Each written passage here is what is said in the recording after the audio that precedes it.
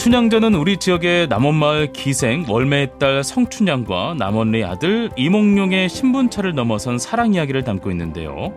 한국의 국민 고전의 범주를 넘어서 한류 문학의 원조이기도 한 춘향전. 한류의 시작인 춘향전이 일본에서는 어떤 형태로 전해지고 어떤 분들이 춘향전에 관심을 가지고 춘향전을 사랑했을까요? 인문클래스 시즌2, 오늘은 우리 춘향전을 만난 일본 사람들을 통해 일본에서 춘향전의 흔적을 찾아보겠습니다.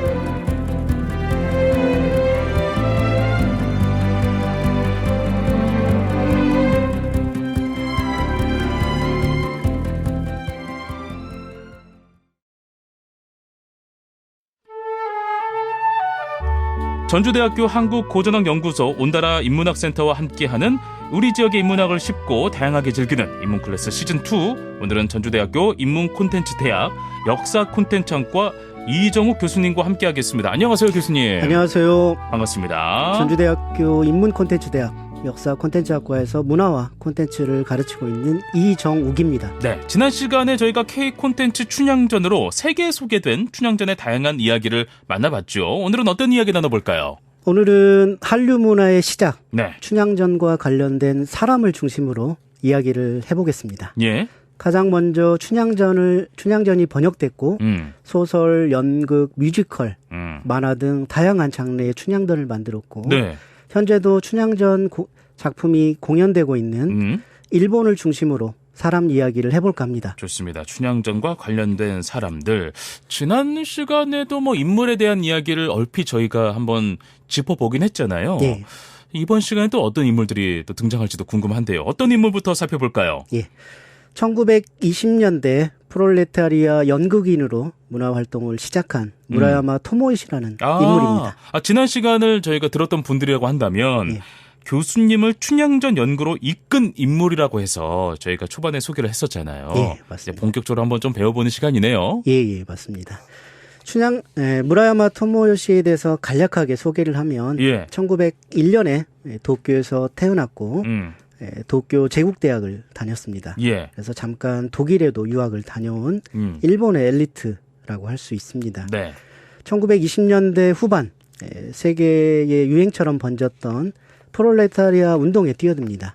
그래서 연극, 미술, 무용, 소설, 아동문학, 영화 제작을 통해서 군국주의 일본 당국에 저항 활동을 했습니다. 반체제 활동을 하면서 감옥에 3번이나 gat히게 된 블랙리스트 인사 중에 한 명이었습니다. 1940년 이후에는 1급 감시 인물이 되어서 더 이상 활동을 할 수 없게 되고 1945년 3월 조선의 경성, 지금 도남동 근처거든요. 네. 그쪽으로 이주를 합니다. 이때 무라야마는 자신의 일기에서 조선어로 망명이라는 표현을 씁니다. 당시 우리나라가 식민지여서 망명이라고 할 수 없는데도 불구하고 그러니까. 예, 네. 조선을 식민지가 아닌 다른 나라로 인식하고 있었습니다. 정말 깨어있었던 당시 식민지였던 조선을 식민지가 아닌 한 나라로 인식했다는 점에서도 정말 의식 있는 지식인이었구나라는 생각이 드네요. 예, 그렇게 볼 수 있죠. 네. 그래서 무라야마는 이때 조선의 수많은 그 문화인들과 만납니다. 예. 45년 무라야마의 일기에 보면 조선의 연극 배우로 나영, 안영일, 장계원, 허달, 황철, 그다음에 연출가 및 극작가로 송영, 유치진, 이서양, 소설가로 김사량, 임화, 장혁주, 그다음에 영화 제작자 및 감독으로 박기채, 안석영, 이병일, 이재명, 무용가로 조태권, 진수방, 그다음에 문화인으로 유진호 등을 만납니다. 유진호는 우리 김광사와 티 교수 아시죠? 네, 그래서 1945년 12월 22일까지 조선에서 체류하면서 해방을 함께 맞이했습니다. 교수님이 언급하신 인물 수만 봐도 조선의 문학인들과 정말 다양한 교류를 했다는 것을 미루어 짐작할 수가 있네요. 예, 맞습니다. 제가 무라야마 인물로 박사 논문을 썼는데요. 예. 네, 무라야마가 활동이 너무 다양해서 제가 이 논문을 쓰기 위해서 모든 것을 다 조금씩이나마 공부를 해야 됐습니다. 그래서 정말 힘들었습니다. 제가 알고 있는 범위에서 일본인 작가 중에 조선에 대해서 가장 많은 소설을 쓴 작가로 무라야마를 들 수가 있습니다. 그렇군요. 그래서 2020 2012년 저와 전주대학교 한국고전학연구소 연구자들이 예? 무라야마의 조선과 조선인을 다룬 30여 편의 작품 중에서 소설 7편, 그다음에 1945년 일기를 번역해서 조선 그리고 조선인을 말하다라는 책으로 출판을 했습니다. 이 책은 비매품이어서 살 수는 없습니다. 아쉽네요. 예. 조선인을 다룬 작품을 30여 편을 썼다. 야, 조선의 문화의 진심이었던 인물이었다라는 생각이 듭니다. 그럼 당시는 일제 강점기에 뭐 조선어라든가 또 우리 문화 말살 정책이 행해지는 때였잖아요. 그 상황에서 무라야마 토모요시 일본인이 우리 조선의 문화에 심취하고 알리는 역할을 한 셈인데 이게 가능했을까라는 생각이 들기도 하면서 그의 행적과 작품을 통해서 뭐 글을 살펴보면 참 좋을 것 같다는 생각을 해봐요. 예. 무라야마는 1938년에 연극 춘향전을 상영을 한 이후에 곧바로 조선영화 주식회사 직영이었던 성봉 영화사에서 함께 영화를 제작을 준비를 합니다. 영화 이름은 대춘향전이었고 신문 광고에 춘향 배역을 모집한다는 광고를 게재를 합니다. 그렇군요. 그러니까 요즘은 연예 기획사나 길거리 캐스팅을 통해서 배우가 되는 방법이 있었는데 예전에는 그런 게 없었겠죠. 그렇죠. 없었죠. 그래서 춘향 배역을 신문을 통해서 공개 모집한 겁니다. 간략하게 말씀드리면 만 17세에서 23세 여성, 학력은 중등교육 이상, 경력 상관없음, 대우는 작품 수당 이외에 월급으로 100원 이상, 사택 제공, 조건은 미모, 조선적일 것. 아, 미모가? 그다음에 음성이 고울 것. 야, 이거 까다로운데요? 미모가 조선적일 것이에서 완전히 까다로운데. 아, 춘향 배역 광고에 조선적이다. 이 표현을 어떻게 해석을 해야 됩니까? 조선적이라는 표현이 모호해서 지금 현재 연구자 사이에서도 의견이 분분합니다. 대세적인 의견은 얼굴이 계란형, 그다음에 조용조용한 순종의 여성상을 의미한다고 이렇게 볼 수가 있겠고 후대에서 해석하는 거죠. 그렇죠, 이렇게. 그렇죠, 맞습니다. 그래서 그 재미있는 것은 광고에서 추가로 이런 항목을 넣습니다. 시인이나 주변 인물 중에 춘향 배역에 적절한 여성이 있다면 편지나 직접 본사에 알려주시면 제보해달라고? 이 여성이 춘향에 선정될 경우 소개하는 사람에게 200원의 사례비를 지급하겠다. 그래서 그 당시 1939년에 사범학교 졸업생이 선생님이 되면 첫 월급이 40원이었습니다. 야, 40원이었는데 200원이면 5달 월급이네요. 그렇죠. 지금으로 환산하면 한 5,600만 원 정도 된 것 같습니다. 와. 그래서 많은 응모가 있었던 걸로 알고 있는데 결과적으로 춘향 배역은 뽑지 않았습니다. 아니 세상에. 이렇게 적합한 인물을 막 전면에 내세워서 우리가 뽑겠다라고 광고까지 했는데 왜 안 뽑혔어요? 그 이유는 정확히 밝혀지진 않았는데요. 그 당시 신문을 해서 확인해 본 결과 당시 응모자가 한 300명 정도 됐던 걸로 나옵니다. 그래서 38년 11월 23일 신문에 보면 나이가 적은 사람, 뚱뚱하지 않은 사람, 160cm 여성, 눈, 코, 입, 특히 치아가 어여쁜 여성이 심사 때 추가 요건으로 나왔어요. 아, 추가로? 그다음에 또 38년 다른 신문 기사를 보니까 외국어 또 본 것 같습니다. 아, 외국어를 봤어요? 그 당시 이제 일본어일 것 같아요. 아, 약간 해외 진출까지 염두에 둔 걸까요? 거기까지는 정확히 확인을 할 수가 없을 것 같습니다. 모르지만 아무튼. 근데 이제 그 제작이 될 수 없었던 이유를 한번 유추를 해보면 춘향전 영화를 일본인이 제작하면 춘향전의 감정과 정서는 제대로 담을 수 없다고 해서 반대하는 사람이 아주 많았던 것 같습니다. 아, 그렇군요.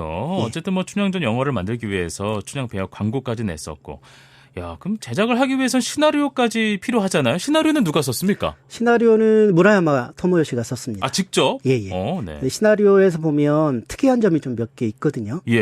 남원에서 과거를 위해서 한양으로 올라가는 이몽룡이 아주 자세하게 그려져 있습니다. 그래서 정치와는 조금 거리가 있는 남원에서 조선의 정치, 경제의 중심인 한양. 한양에서의 조선의 현황에 대해서 눈을 뜨고 의식 청년으로 거듭나는 그런 모습을 그리고 있습니다. 보통 우리가 그 뭐 춘향전을 읽거나 또는 뭐 판소리에서 이 작품을 만난다고 하면 이몽룡이 올라가는 그 과정 여정은 사실 많이 삭제가 되거든요. 그렇죠. 많이 드러나진 않잖아요. 예. 근데 그분은 좀 자세하게 묘사를 했군요. 예. 네.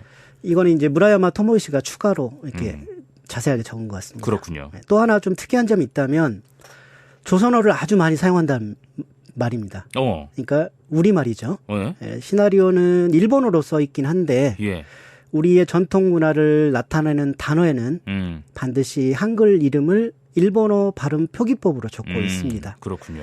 예를 들면 뭐 대청이라든가 귀신나무 이런 것들이 있고 네. 그다음에 한자로 조선 신이라고 써놓고 그 위에다가 우리말 표기로 신 그다음에 가요라고 써놓고 네. 우리는 일본어 발음 표기로 노래라고 적고 있습니다. 노래.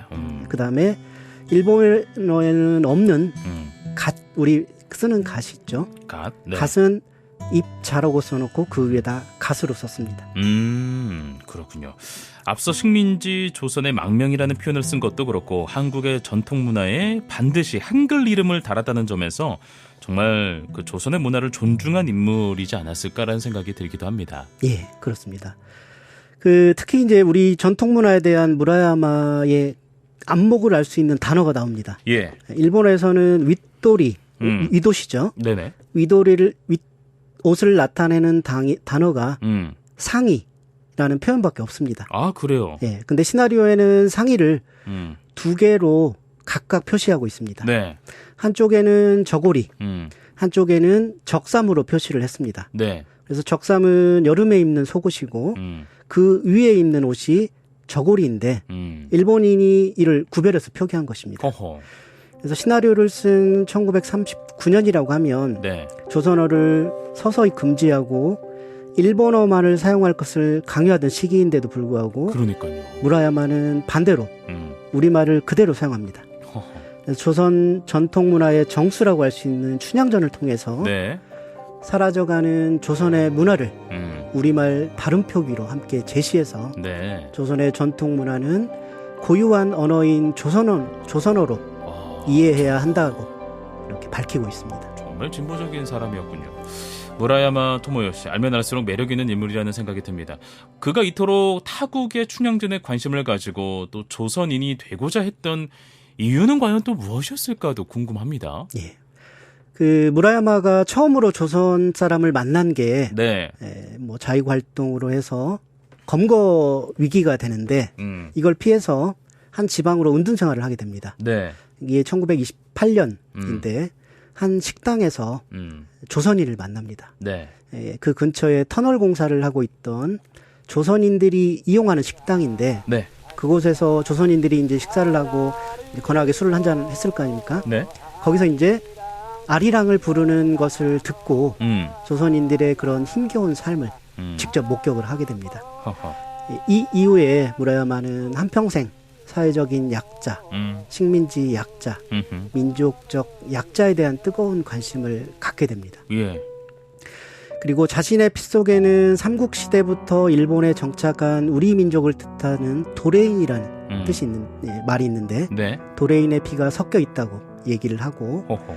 그리고 자신의 저서에 나와 조선은 떼려야 뗄 수 없다. 과거에도 그래왔고 현재도 그렇고 앞으로도 그럴 것이다. 라고 애정을 표현했습니다. 그래서 무라야마가 사는 과거와 현재가 현재 우리가 사는 미래로 전달되는 매개체가 춘향전입니다. 그렇군요. 나와 조선 때려야 될 수 없다. 과거에도 그래왔고 현재도 그렇고 앞으로도 그럴 것이다. 정말 조선에 대한 애정이 느껴지는 말입니다. 춘향전의 진심이고 열심이었던 무라야마 토모요시에 대해서 알아봤고요. 이번에는 또 어떤 인물을 알아볼까요? 예, 나카노 시키하루라는 프롤레타리아 소설가입니다. 예. 무라야마 토모요시와는 친구 사이로 함께 프롤레타리아 운동을 했습니다. 네. 우리나라에는 비 내리는 시나가와 역이라는 시로 아주 유명한 사람입니다. 네네. 이 시는 1928년에 쇼와 일왕이 즉위식 즈음에서 네. 일본에 있던 조선인 블랙리스트 인물을 강제 추방하게 되는데 네. 도쿄의 시나가와 역을 떠나 조선으로 향하는 조선인 동지들을 위한 시입니다. 허허. 나카노는 자신뿐 아니라 가족이 아주 우리와 연관이 있습니다. 네. 아버지는 조선 총독부 토지조사 사업 측량기사였고 예. 조선은행에서 일하다 젊은 나이에 죽은 형, 그다음에 조선인과 교제한 시인인 여동생이 있습니다. 아, 그래요? 나카노는 춘향전과는 또 어떤 연관이 있을까? 우리가 춘향전 이야기를 하고 있잖아요. 예. 네. 예, 나카노는 1938년 도쿄에서 연극 춘향전을 직접 관람을 했습니다. 예. 그래서 소설 여배우 이야기라는 작품을 쓰는데 이 작품의 아내인 연극 배우 하라 이즈미가 춘향전에서 춘향의 어머니인 월매로 등장했기 때문입니다. 여기서 여배우는 제목의 여배우는 아내가 아니라 춘향 역을 맡은 여배우이긴 합니다. 그렇군요. 예. 나카노는 아내가 출연한 춘향전을 보고 소설 여배우 이야기를 집필을 했고 어떤 부분에서 영감을 받았을지 인상적인 장면을 소개를 해주신다면요. 예. 나카노는 프롤레타리아 운동으로 감옥에 갔다 온 경험이 있습니다. 예. 작가로서 사망 선고를 할 수 있는 집필 금지도 받았고요. 허허. 아내 또한 프롤레타리아 연극인이었습니다. 예. 그래서 치안유지법 위반으로 감옥에 갇히게 되는데 예. 당시 고문이 있었던 것으로 생각이 됩니다. 아이고. 그래서 춘향전을 관람하면서 춘향이 곤장 맞는 장면에서 네. 자신이 경찰서에서 고문받았던 그 장면을 연상을 하고 네. 눈을 찔끔 감게 됩니다. 아, 그렇군요. 그 좌익 연극단체인 신협극단에서 상영한 춘향전이 있었기 때문에 관객의 좌익 문화인이 많았습니다. 그렇죠? 네. 좌익 활동으로 감옥에 갔던 사람이 많았기 때문에 네. 이들에게는 춘향이 권력에 의해서 탄압받는 모습에 자신과 오버랩하는 그런 모습을 기록하고 있습니다. 그렇군요. 그래서 모든 작품은 관객의 경험에 따라서 다르게 해석하듯 네. 이때 춘향전도 마찬가지였던 것 같습니다. 감옥에 갇혔을 때 고문 경험을 춘향전에서 다시 기억해냈던 나카노처럼 이런 비슷한 경험을 한 인물이 또 있다면서요. 예, 우리에게도 많이 알려진 인물인데요. 예. 일제강점기 조선의 독립을 지원하고 조선인을 무료로 변호해준 일본의 인권 변호사이자 일본의 신들러로 존경받았던 후세 타츠지 변호사입니다. 1911년에 조선의 독립운동의 경위를 표함을 발표를 했고 1923년 관동 대지진 때 도쿄에서 발생한 조선인 학살 사건을 조사하고 예. 신문에 사죄의 글을 기고했습니다. 그래서 일왕 암살을 기도했던 김지섭 열사를 변호하고 영화 밀정의 실존 인물인 김시현과 황옥을 변호하고 그다음에 박열과 카네코 후미코를 변호하는 등 조선의 독립을 위해서 헌신한 수많은 조선의 독립지사를 무료로 변호를 해줬습니다. 일본의 좌익 변호와 조선인 변호로 2번에 걸쳐서 감옥에 갇혔고 네. 3차례나 변호사 자격을 박탈당합니다. 그리고 변호사 자격 박탈 기간 중에는 셋째 아들, 당시 교토 제국대학 학생인 후세 모리오가 네. 비합법 조직으로 감옥에 갇히게 되는데 이때 이제 좌익 운동을 한 거죠? 그렇죠. 네. 그래서 변호사인 본인이 변호하지 못하고 아들이 옥사하는 것을 지켜봐야 됐습니다. 아이고, 이 신념이라는 게 참 이렇게 그렇죠. 강인할 수 있구나라는 생각이 드네요. 예. 그래서 변호사이자 아버지로 얼마나 마음이 아팠을까요? 그래서 조선인을 위해 변호 활동을 하지 않았다면 변호사로서 행복한 삶을 살았을 텐데. 그러니까요. 조선인을 무료로 변호하는 게 참 쉽지 않았을 텐데 일본의 쉰들러라는 표현이 딱 맞는 듯합니다. 조선의 독립지사를 무료로 변호한 인권 변호사 영화 박열에 등장한 인물이라고 하니까 영화를 다시 보게 되면 관심을 가지고 꼭 봐야겠어요. 예. 후세 변호사의 손자분이 한국을 찾은 적이 있다면서요? 예, 맞습니다. 2016년에 네. 전주대학교에 후세 변호사의 손자인 당시 일본 평론사 회장이었던 오이시 스스무 선생을 모시고 예. 강연회를 연 적이 있습니다. 아, 그래요? 예. 오이시 선생님은 할아버지의 변호사 정직 기간 동안 예. 생계를 돕기 위해서 조선인 유학생들이 할아버지 집에서 하숙을 했고 그다음에 우유 배달을 했던 조선인 유학생이 할아버지 집에 무료로 우유를 배달해 주었다고 얘기를 해 주셨습니다. 네. 그래서 후세 변호사가 얼마나 존경받았는지 알 수 있습니다. 네. 해방 이후에는 제일 한국인의 인권을 위해서 네. 무료로 변호도 해줬습니다. 허허. 그래서 변호사는 1953년 9월 13일에 돌아가시는데 네. 묘비명이 아주 인상적입니다. 어떻게 써 있어요? 살아야 한다면 민중과 함께 죽어야 한다면 민중을 위해서. 네, 이것을 어떻게 제 나름대로 좀 바꿔보면 네. 살아야 한다면 조선인과 함께 죽어야 한다면 조선인을 위해 라고 후세 변호사의 삶을 표현할 수 있을 것 같습니다. 허허. 그래서 후세 변호사의 그 조선 독립 지원과 독립운동과 변호활동이 알려지면서 네. 2004년에 일본인으로선 첫 번째로 대한민국 건국훈장 애국장을 수상했습니다. 아, 그렇군요. 예. 네. 또 한 명이 박열의 부인인 카네코 후미코입니다. 네네. 자, 그럼 후세 다스지는 춘향전과는 과연 또 어떤 연관이 있었을까 생각이 듭니다. 예. 후세 변호사는 일본에서 개최된 조선인 관련 행사에는 정말 빠짐없이 참석을 한 것 같습니다. 예.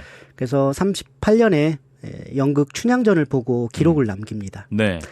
자신이 변호했음에도 불구하고 수많은 조선인이 일본의 법정에서 억울하게 재판받는 모습을 보고 춘향이와 조선인을 동시에 연상했다고 합니다. 네. 그리고 곤장을 맞는 춘향의 모습을 보고 조선인 관객과 일본인 관객의 대조적인 모습을 지정을 합니다. 그래서 좀 짧게 말씀드리면 신임 사또가 죄인을 벌하는 장면에서 바짝 엎드린 피고의 태도에 식민지 차별을 직접 몸으로 체험한 조선인 관객은 하나둘 흐느끼며 울기 시작했고 그러한 체험을 잘 모르는 일본인 관객은 배꼽을 잡으며 웃는 장면도 좀 더 서로에 대해서 알아야 할 것이다 라고 기록을 하고 있습니다.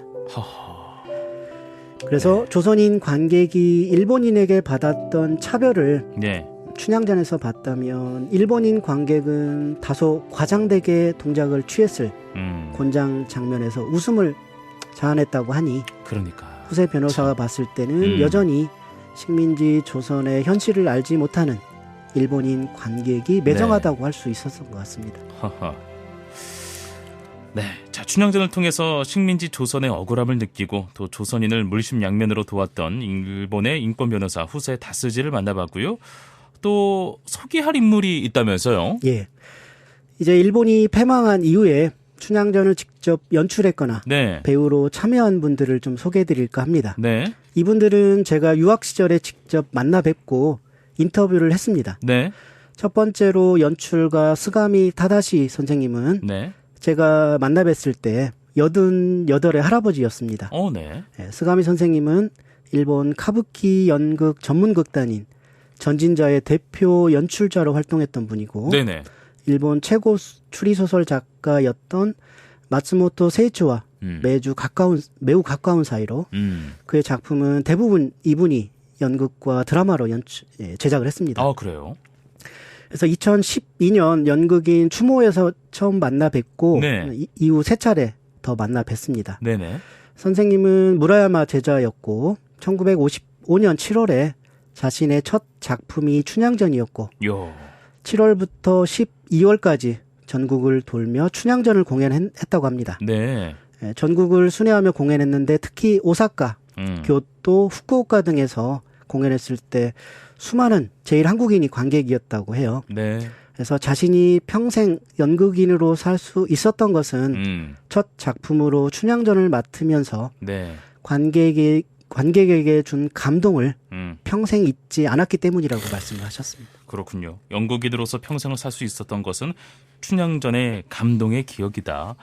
우리 춘향전이 이분께는 평생 잊지 못할 감동을 준 작품이군요. 예. 멋있습니다. 이런 분이 또 있나요? 예, 두 번째로 만날 분은 신협극단 연출가였던 세키 키요시 선생님입니다. 네. 선생님은 와세다 대학을 졸업한 이후에 신협극단에 입단을 해서 1948년 첫 작품으로 춘향전을 연출했습니다. 48년에? 이분과의 만남은 제가 정말 힘들었는데요. 연락을 하고 1년 만에 연락을 주셨습니다. 그래서 그동안 몸이 좋지 않아서 오랫동안 병원에 계셨다고 그래요. 예. 그래서 이분과 인터뷰 중간중간에 휴식 시간을 가졌는데 1층 서재에 있던 만여 권의 책을 제목을 보다가 만 권을 다 봤어요, 제목을. 다는 못 보죠. 쑥 훑어봤습니다. 학자는 다르다라고 생각을 좀 했었어요. 예. 그래서 보다가 보니까 안쪽 구석에 종이 상자가 있었는데 우연히 호기심이 생기잖아요. 네. 네, 그래서 딱 봤는데 그 안에 지금까지 기록으로만 남아있던 무라야마의 1945년 8월 네. 중순 경성에서 공연할 예정이었던 뮤지컬 춘향전 원본 대본이 있었습니다. 원본이? 예, 예. 와. 그래서 무라야마가 직접 펜으로 작성한 세상에 한 부밖에 없는 원고였죠. 와. 네, 그래서 해방으로 공연은 성사되지 못했고, 네. 1948년 일본에서 추석을 맞아 제1한국인을 위해서 공연한 원본 대본입니다. 그래요? 예. 그래서 연출가였던 세키 키요시 선생님이 보관하고 있던 춘향전 대본을 이고 대단하다. 예. 그래서 그때 안 만났으면 진짜 어떨 뻔했어요. 맞습니다. 네. 그래서 한 4시간 정도 인터뷰를 했는데 네. 예. 그래서 그 당시 선생님의 목소리를 한번 다시 들어봤거든요. 네. 그리고 대본은 제가 지금 복사해서 일본의 원본이 있고 네. 한 분은 제가 가지고 있습니다. 그걸 저도 지금 봤어요. 예, 네. 예. 그래서 세키 키요시 선생님은 제가 그때 만나 뵙고 43일 후인 2013년 1월 13일에 돌아가셨습니다. 아, 그랬군요. 예. 예. 그래서 1년 만에 제게 연락이 온 것도 아마 운명이었던 것 같습니다. 그래요. 예, 그때 제가 박사 논문 마지막 정리 단계였는데 네. 조금 만남을 미룰까도 생각했었는데 아이고. 아마 그랬다면 평생 후회했을 것 같습니다. 정말 그랬네요. 예. 네. K 콘텐츠 한류 문화의 시작을 알린 춘향전과 관련된 사람들, 이 춘향전을 통해서 운명적인 만남을 가졌는데요. 안타깝게도 소개드렸던 두 분은 모두 돌아가셨습니다. 다행인 것은 또 이종욱 교수님께서 직접 만나서 이야기를 듣고 또 세상에 한 부밖에 없는 대본도 가지고 계시다니까 정말 자료로서 아주 훌륭한 또 업적을 또 이렇게 발견한 게 아닌가 싶기도 하고요. 예. 춘향전과 관련된 사람들, 일본인들을 만나봤습니다. 덧붙이고 싶은 말씀이 있다면서요? 예. 제가 만났던 많은 분들이 네. 춘향전을 자신의 인생에서 아주 중요한 역할을 했다고 말씀을 하셨습니다. 네. 왜 이분들은 우리의 고전 춘향전에 몰두했을까? 그리고 우리의 춘향전을 왜 외국인들이 알리고 있을까? 진정 우리의 고전 작품, 게다가 우리 지역을 무대로 한 춘향전의 가치를 모르는 것은 우리가 아닌가라고 반성하게 됐습니다. 네. 개인적으로는 춘향전에 나오는 우리의 소리, 사랑가를 배우고 싶어요. 네. 그리고 우리 지역과 연관이 깊은 춘향전뿐만 아니라 흥부전, 콩지 파치전에 대한 관심을 좀 가졌으면 합니다. 네. 일본에서 춘향전에 관심을 가지고 춘향전과 관련된 분들을 통해서 한국 춘향전이 K 콘텐츠 또 한류 문화의 시작을 알린 작품이라는 것을 확인할 수 있는 시간이었습니다. 전주대학교 한국고전학연구소 온다라 인문학센터와 함께한 우리 지역의 인문학을 쉽고 다양하게 즐기는 인문 클래스 시즌2. 오늘은 춘향전과 관련된 사람들 이야기를 나눠봤어요. 전주대학교 인문콘텐츠대학 역사콘텐츠학과 이정욱 교수님과 함께했습니다. 오늘 고맙습니다. 감사합니다.